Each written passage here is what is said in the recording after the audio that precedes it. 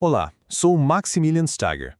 E se os direitos humanos, que a gente encara como o pilar de todo o nosso sistema legal, não fossem bem uma verdade universal? E se na verdade fosse uma ideologia com consequências bem complexas e por vezes problemáticas? Pois é nessa análise que a gente vai mergulhar hoje, examinando a crítica profunda que o filósofo Miguel Ayuso faz a esse conceito tão fundamental.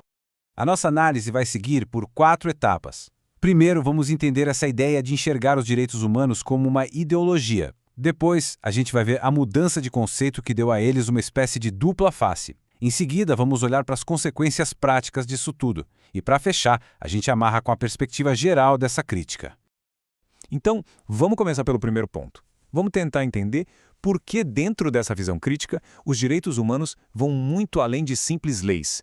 Eles se tornam um verdadeiro sistema de crenças que acaba moldando toda a nossa sociedade. A crítica do Ayuso, não é superficial. Ela ataca as próprias bases filosóficas do conceito. Ele argumenta que essa ideologia toda acaba redefinindo o propósito do direito em si. O direito deixaria de ser um sistema de justiça para todo mundo e viraria uma ferramenta de poder, uma ferramenta unilateral. No coração dessa ideologia, o autor identifica a chamada liberdade negativa. O que é isso? É a ideia de uma liberdade que não reconhece outra regra a não ser ela mesma. Na prática, isso acaba levando a um questionamento de autoridades que sempre foram tradicionais, sabe? Como a autoridade dos pais sobre os filhos, ou dos professores na escola. Elas passam a ser vistas quase como obstáculos para essa liberdade que não quer ter limites.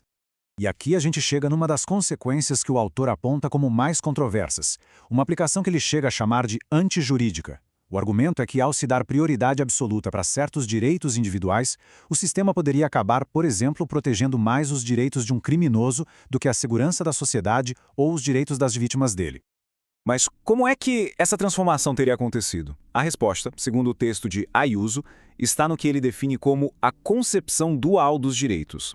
É uma mudança que parece sutil, mas que tem efeitos gigantescos. O ponto crucial aqui é essa virada de chave. Os direitos humanos deixaram de ser apenas uma esfera de proteção para o indivíduo. Eles se tornaram a própria fundação, a base sobre a qual o Estado moderno inteiro é construído. Para ficar mais claro, a mudança é essa. Os direitos evoluíram.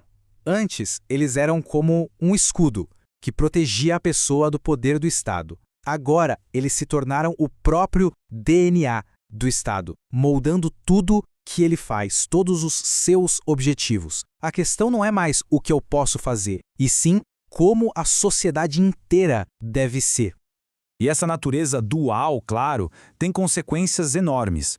O Estado deixa de ser só um protetor passivo e se torna um promotor ativo desses direitos, com a tarefa de remodelar a sociedade. É por isso que a gente vê, por exemplo, o Estado criando políticas públicas que buscam ativamente transformar estruturas sociais em nome de um valor, como a igualdade. Ok, agora vamos sair um pouco da teoria para ver como isso tudo acaba gerando conflitos jurídicos e sociais bem concretos, que a gente vê por aí. Uma das áreas de maior atrito é quando os direitos constitucionais começam a ser aplicados em relações privadas. Pensa num contrato de aluguel ou numa relação de trabalho. Esse conceito, que tem um nome alemão, Drittwirkung, ou eficácia horizontal, significa basicamente que os direitos humanos não limitam mais só o Estado, mas também as interações entre nós, cidadãos comuns. Isso nos leva a um dilema fascinante, que o texto explora usando o exemplo da objeção de consciência ao serviço militar. Será que o direito de uma única pessoa, o direito à própria consciência, pode ser usado para desmontar uma lei que, em tese, vale para todo mundo? E o argumento aqui é que, se a liberdade de consciência for tratada como um direito fundamental absoluto, ela acaba criando uma espécie de direito à anarquia. Por quê?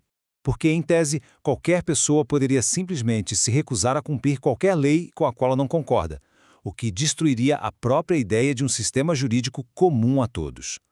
Certo, então, depois de toda essa discussão, qual é a principal conclusão dessa crítica filosófica tão densa? O que a gente tira disso tudo? O ponto crucial da crítica é este. Essa mudança toda que parece dar mais poder para o indivíduo, no final das contas acaba fortalecendo o poder do Estado e destruindo a natureza clássica e objetiva da lei.